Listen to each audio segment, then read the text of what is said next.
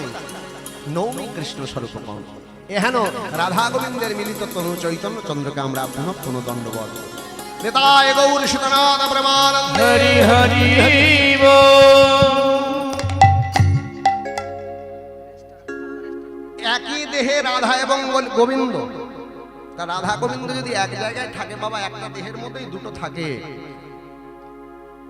তার আবার কোনো বিরহ থাকে নাকি? কি মা বৈষ্ণব কবি কলম দিচ্ছেন কি, মান ও বিরহ ভাবে বা জড়ে, এটা দুটো শব্দ ব্যবহৃত হয়, জড়েও হয় ভাবেও হয়। মান ও বিরহ ভাবে বলাটাই অধিক সমীচীন। মান ও বিরহ ভাবে পহু ভেলো ভোর, পহু মানে প্রভু, ভেলো মানে হলো, আর ভোর মানে বিভোর। মানরূপী বিরাহের ভাবে চৈতন্য মহাপ্রভু বিভোর হয়েছে। আর কি, ও রাঙা নয়নে বহে তব তহিল, আর মহাপ্রভুর ওই দিঘল দিঘল রাঙা নয়নে অশ্রুর ধারা বইছে। আমরা যখন কান্না করি তখন আমাদের চোখের জল খুব বেশি হলে গাল পর্যন্ত পৌঁছায়, আর গাল থেকে খুব বেশি হলে বক্ষস্থল পর্যন্ত পৌঁছায়। আর চৈতন্য মহাপ্রভু যখন ক্রন্দন করতেন, তা মহাপ্রভুর সম্মুখের মৃত্তিকা ভিজে যেত, জল জমে যেত বাবা। নয়নের অশ্রু জল বিগলিত হয়ে নদীর ধারার মতো, শতশ্রেণী প্রবাহের মতো জলধারার ন্যায়, ঝর্ণা ধারার ন্যায় ভাসিয়ে যেত সব।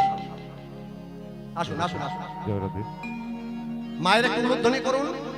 ওনারা আদি কবির স্থান থেকে এসেছেন, কেন্দ্রবিন্দু গ্রাম থেকে। নিতাই গৌর হরি। হ্যালো, জয় নিতাই, জয় নিতাই, জয় গৌর, জয় নিতাই। আজ বড় আনন্দের দিন। আমাদের মধ্যে আমরা পেয়েছি জয়দেব আশ্রম কমিটির কর্মকর্তাদের। আমার বাঁ দিকে দাঁড়িয়ে আছেন অপু লায়েক, অন্নপূর্ণা সেবাশ্রমে জয়দেব আশ্রম কমিটির সভাপতি। ডান দিকে জয়দেব আশ্রম কমিটির সম্পাদক মাননীয় পরিতোষ চক্রবর্তী। সঙ্গে পেলাম মানিক সভাপতি মানিক নায়ক ইলামবাজার।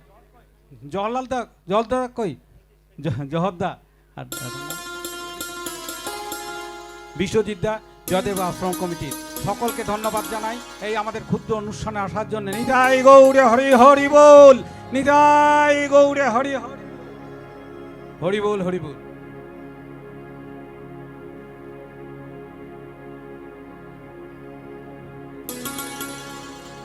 পরিতোষ দা জয়দেব আশ্রম কমিটির সভাপতি কিছু বলছেন।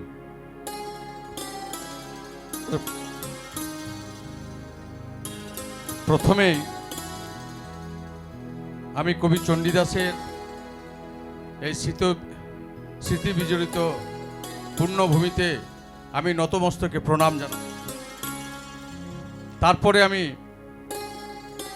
সুবিখ্যাত কীর্তনিয়ার কাছে আমি ক্ষমা প্রার্থী যে একটা হরিনাম সংকীর্তন মানে চলাকালীন আমাদেরকে মঞ্চে কমিটির ভাইরা ডেকে নিলেন। আমি মনে করি এটা আমি একটা অপরাধের ভাগী হলাম। তো যাই হোক, আমি কীর্তনিয়া এবং শ্রোতাদের কাছে আমি ক্ষমা চেয়ে নিচ্ছি। আমরা এসেছি জয়দেব মেলা আশ্রম কমিটির পক্ষ থেকে। আমি এই প্রথম এলাম। আমাকে বিগত 5 বছর ধরে বলা হয় যে এই নানুরে খুব সুন্দর অনুষ্ঠান হয়, তো যে কোনো কারণে আসতে পারিনি। এই বছর প্রথম এলাম।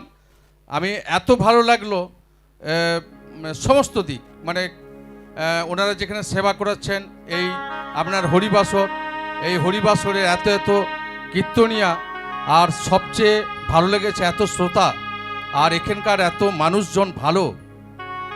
কি বলবো, মানে মনে হচ্ছে যে এখানেই থেকে যায় আজকে।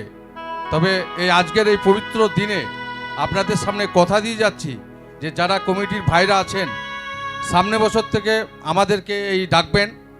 আমরা মনে হয় আপনারা যেমন একটা যে দাদার সাথে দেখা হলো বসে আছে, এই আমরা একটা রুম করে জয়দেব মেলা আশ্রম কমিটি আমরা বসে থাকবো এবং আপনাদের পাশে থাকবো, এই অঙ্গীকার দিয়ে আমি আমার এই ক্ষুদ্র কথা আমি শেষ করছি।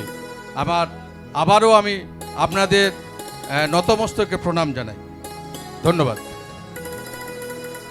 হরি বল, হরি বল।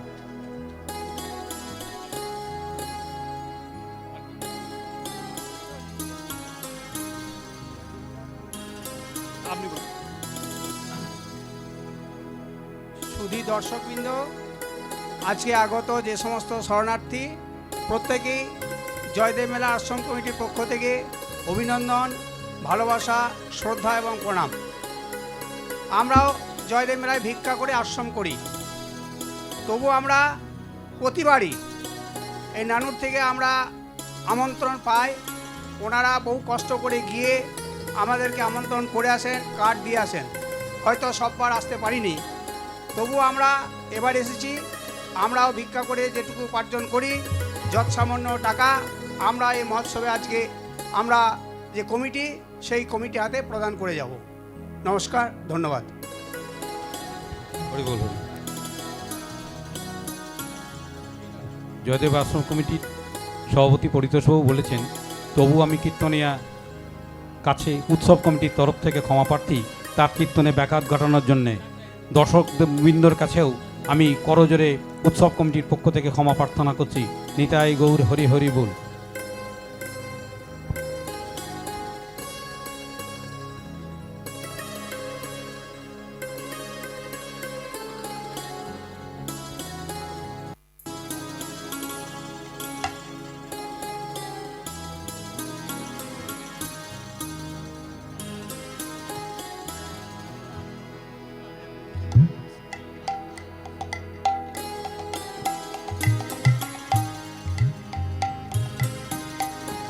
निताय गौर शिवनाथ परमानंदे हरि हरि बोल हरि बोल हरि बोल।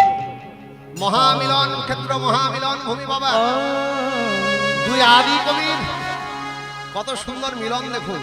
ভক্তমণ্ডলীর মধ্যে এত মধুরতা, ভগবান গোবিন্দের রাতুল রাঙা চরণে প্রার্থনা করি এরকম কৃপা, এরকম করুণা যেন বর্ষণ হয়।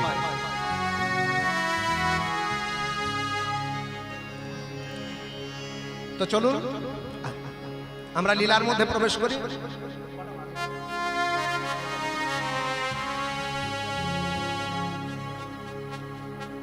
তাহলে একই দেহে রাধা গোবিন্দ মিলিত তনু গৌরাঙ্গ সুন্দর, তাহলে যেখানেই রাধারানী সেখানেই কৃষ্ণচন্দ্র। তাহলে এত বিরহ কিসের? মহাপ্রভু কাঁদছেন কেন হা কৃষ্ণ গোবিন্দ বলে?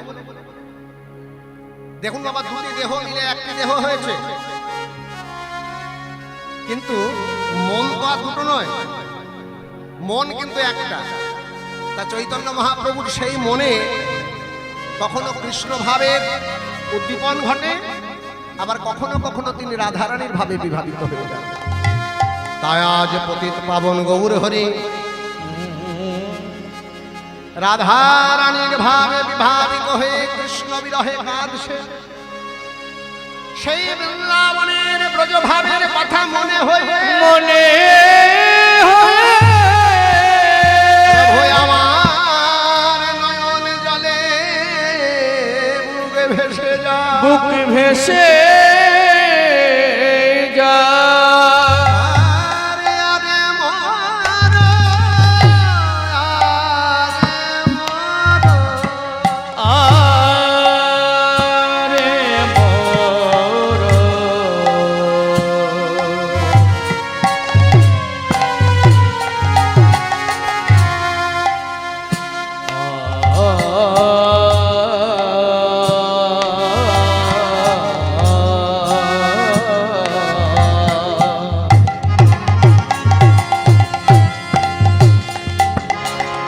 আরে মোর আরে মোর আমার গোরা